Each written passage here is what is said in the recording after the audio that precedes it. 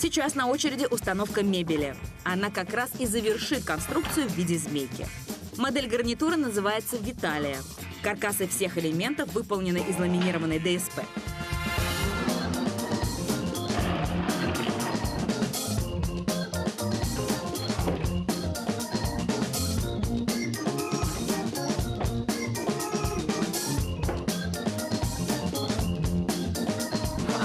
Фасады, боковинки и крышки лавочек из МДФ с двумя разными отделками – шпоном дуба и глянцевой эмалью.